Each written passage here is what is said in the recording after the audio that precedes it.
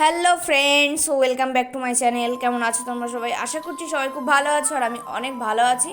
So আজকে সকাল থেকে দেখো বৃষ্টি শুরু হয়ে গেছে, তার কারণে এই 2-3 দিন 4 দিন ধরে প্রচুর বৃষ্টি হচ্ছে এইদিকে। তো এই বৃষ্টিটা হয়তো সবার সব দিকেই হচ্ছে এটা। তো এখানে প্রচণ্ড বৃষ্টি হচ্ছে, সকাল থেকেই শুরু হয়ে গেছে আজকে। ঠিক আছে, তো আজকে আবার আমার টিউশনি পড়াচ্ছে, ভাবছি যে কী করে যাব। তো বৃষ্টিটা কমলেই যাব, সেই জন্য আমি তাড়াতাড়ি করে এদিকে রেডি হয়ে আমি বেরোবো, বৃষ্টি কমলেই বেরিয়ে যাব। তো দেখতে দেখতে বৃষ্টি কমে গেছে আর আমি বেরিয়ে গেছি।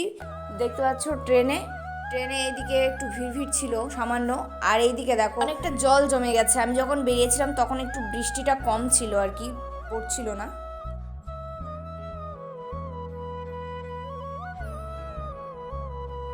তো দেখতে দেখতে আমার গন্তব্যে আমি পৌঁছিয়ে গেছি, ক্লাসরুমে চলে এসেছি। আজকে স্টুডেন্ট কমই এসেছিলো, তার কারণ বাইরে বৃষ্টি পড়ছিল যখন সবাই বেরোবে আর কি। তো দেখতে পাচ্ছ পেছনে সবাই ফাঁকা, কিছু কিছু জন এসেছিলাম, আমরা 10 থেকে 15 জন মতো এসেছিলাম। তো এই যে ক্লাসরুমটা আমাদের।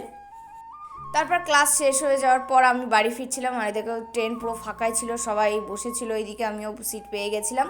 তো বাড়ি ফিরে আর ভিডিওটা কমপ্লিট করা সম্ভব হয়নি। তো তারপর সন্ধে হয়ে গেছিলো, বাড়ি আসতে বিকেল হয়ে গেছিলো। তো সন্ধ্যাবেলা আমি আমার স্টাডিটা শুরু করব। কি করব দেখতে পাচ্ছ, 6:30 থেকে 8টা পর্যন্ত জিআই রিজনিংটা করব, আর 8টা AM থেকে 9:30 পর্যন্ত জিকে করব, আর 10টা PM থেকে 11টা পর্যন্ত করব আমি কারেন্ট অ্যাফেয়ার্সটা পড়বো। লাস্ট 5 মাসে যে কারেন্ট অ্যাফেয়ার্স ওটা আর কি পড়া আছে, জাস্ট একটু রিভিশন দিয়ে নেব। তার কারণ কারেন্ট অ্যাফেয়ার্স অনেক কোশ্চেন থাকে, তোমরা জানো, প্রচুর প্রচুর কোশ্চেন, সবসময় মনে থাকে না। তো সেই জন্য বারবার রিভিশন দিলে কি ওটা মনে পড়ে যায়।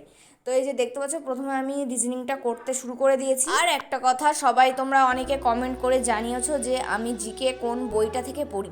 তো জিকে যেই বইটা আমার কাছে আছে সেটা হচ্ছে নীতিশ ঘোষের আর কি। এই যে দেখতে পাচ্ছ এই বইটা, জেনারেল নলেজ 9,500, এখানে MCQ আছে, সমস্ত প্রিভিয়াস ইয়ারে কোশ্চেন, WBCS বিভিন্ন রকম যা যা পরীক্ষা হয়েছে সব কোশ্চেন সাল ধরে ধরে এটাতে দেওয়া আছে পরপর।